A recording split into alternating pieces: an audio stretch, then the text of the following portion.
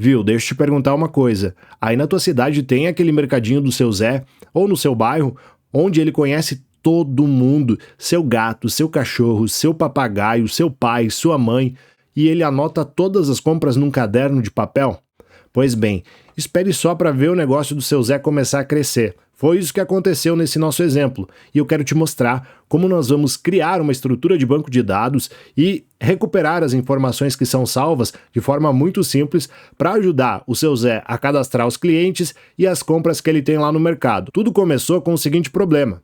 O seu Zé guardava todas as informações num próprio caderno que ele tinha dentro da loja, porém ele percebeu que várias fontes de receita estavam chegando, como aquelas pessoas que pediam pelo WhatsApp, as pessoas que continuavam vindo até o seu estabelecimento, e aí ele começou com um problema. Ele tinha vendas, tinha clientes, porém o número de devedores ou de pessoas que estavam pedindo fiado só aumentavam, e o controle disso, mês após mês, era muito difícil de se fazer, sendo realizado na mão, com caneta e papel. Para ajudar o seu Zé, nós vamos criar um banco de dados relacional, que nesse caso será o PostgreSQL. É um banco de dados open source e eu vou mostrar como nós vamos criar duas tabelas de clientes e compras e depois recuperar os dados de compras para validarmos quem é o cliente mais inadimplente aí no mercadinho do seu Zé. Então, vem comigo, vamos lá pro The Beaver que eu quero te mostrar o começo dessa história. Ah, seu Zé, desculpa aí, é só um exemplo, tá? Já estamos aqui dentro do nosso gerenciador de banco de dados, que é o The Beaver, e vamos começar a criar essa estrutura. Primeiramente, nós vamos fazer uma estrutura bem simples, e aqui eu já quero deixar um ponto para você anotar. Tudo em banco de dados, em programação, depende da necessidade do seu negócio. Muitas pessoas podem vir me falar, Jonathan, mas só tem duas tabelas nesse banco. Cara, a necessidade que a gente precisa é controlar o cliente e controlar quais foram as compras. E com fim educacional, eu vou criar a tabela clientes, né? E aí depois compras, vocês já vão entender o porquê. E dentro de clientes, nós vamos criar a seguinte estrutura. Eu vou ter para cada cliente um identificador único, porque com esse identificador eu consigo recuperar as informações no meu banco de dados de forma mais precisa, ou seja, ele é um identificador único, como um CPF, por exemplo, ou um CNPJ para empresa. Ele vai levar o tipo de dado serial, que nada mais é do que a possibilidade de autoincrementar esse meu identificador único de forma sequencial. Então, o meu cliente vai ter um ID de identificação, não vai ser nulo e vai ser a chave primária dessa tabela. O meu cliente tem um nome, que é do tipo varchar e no máximo 100 posições, e ele vai ter data de nascimento do tipo date. Tá certo? As informações estão aqui criadas e eu vou pressionar Ctrl Enter para executar essas informações. Esqueci de um detalhe, Create Table, clientes. Agora sim, tabela criada. Percebam que a tabela está criada. Se eu vim aqui e rodar um Select, todos os dados from clientes, ele não trouxe nenhum registro. O que eu vou fazer agora? Uma inserção bem básica. Inserir em clientes, nas colunas nome e data de nascimento. Jonathan, mas você criou uma coluna de ID. Então, justamente por isso que eu criei ela com o tipo serial. Dessa forma, eu não preciso informar qual é esse identificador único, porque o banco de dados vai se encarregar de entrar lá dentro dessa estrutura de sequence, buscar qual é o próximo ID que não está sendo usado e atribuir para esse cliente que eu estou criando. Então vamos lá, vamos criar um novo cliente. Vamos inserir dentro da tabela clientes, registro inserido, e percebam se agora eu fazer uma seleção dentro da minha tabela clientes, eu já encontro o Jonathan com a sequência de criação 1 e a data de nascimento 10/10/2025. Agora eu vou criar um novo cliente, que é o seu Zé por si só. E a data de nascimento dele é 1985. Tá joia? Então vamos criar aqui 10 de janeiro de 1985 e executarmos. Agora eu já tenho 2 clientes cadastrados na minha base de dados. O que eu preciso fazer agora é criar minha tabela de compras, que vai armazenar a minha movimentação financeira. Então, create table compras.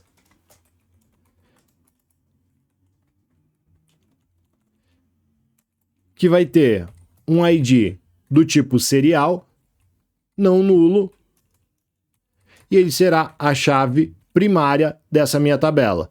Eu vou ter a data de compra, que é do tipo date, e eu vou ter também qual é o cliente ID dessa compra, do tipo inteiro.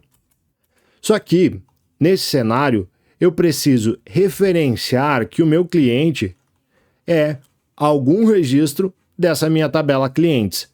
Como eu faço para realizar isso? Eu simplesmente vou criar uma ligação de chave estrangeira, onde essa minha tabela aqui estará relacionada com o registro da minha tabela de clientes. Para fazer isso, eu posso simplesmente chamar uma chave estrangeira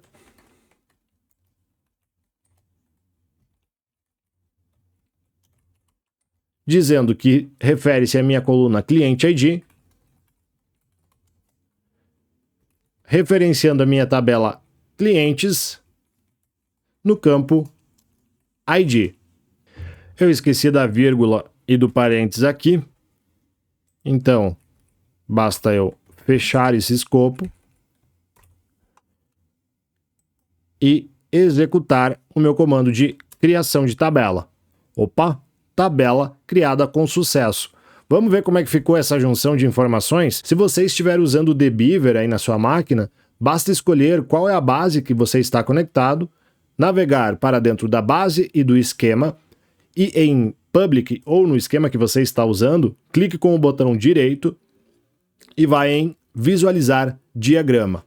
Aqui eu já tenho algumas outras tabelas, mas o que nos interessa é a tabela de compras ligados aqui com clientes, ou seja, dentro da minha tabela de compras eu tenho informação de qual foi o cliente que fez aquela compra. Como nós vamos inserir nessa tabela? Vamos lá, voltamos para cá e fizemos o seguinte comando: insert dentro da tabela compras. E o que eu vou fazer é o seguinte: vou dizer que eu quero incluir nas colunas data de compra e cliente ID. Quais valores? Values,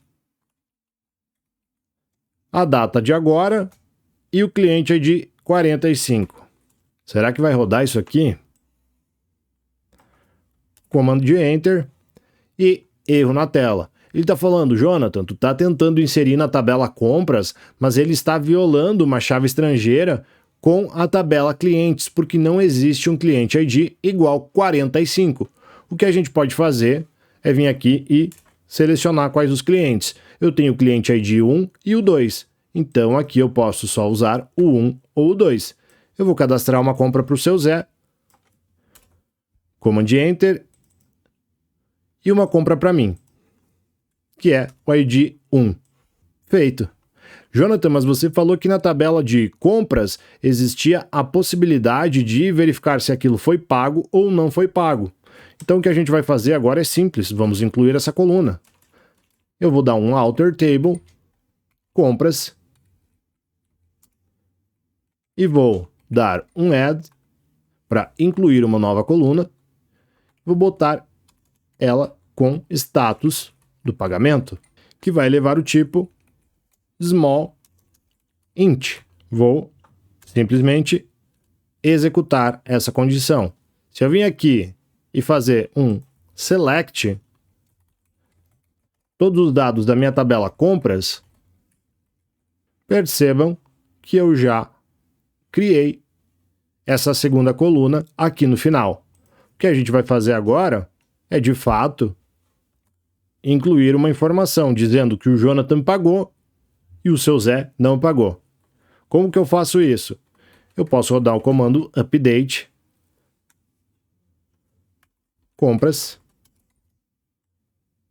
setando status do pagamento igual a 1, onde o ID seja igual a 2, e aí atualizei uma linha, mas aqui eu estou atualizando a condição com o ID de compras. Vamos fazer um select e vamos avaliar quem foi o cliente que eu alterei esse cara. Então, eu alterei para o cliente 2, que num banco de dados com 2 linhas eu consigo saber que é o seu Zé. Mas como eu poderia trazer todas as informações aqui do select com as informações do cliente, ou seja, buscar as informações da tabela compras e da tabela clientes para saber de fato que eu estou atualizando? Eu vou vir aqui no meu select da tabela de compras e vou fazer um join, que é a ligação, ligando a minha tabela clientes, onde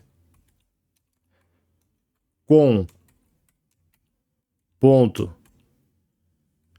cliente ID é igual c ponto ID. Será que isso aqui vai funcionar? Legal. Trouxe 1 para o Jonathan e 2 para o Zé. O que eu posso fazer agora é inserir mais um dentro dessa tabela de compras. Então, vamos lá.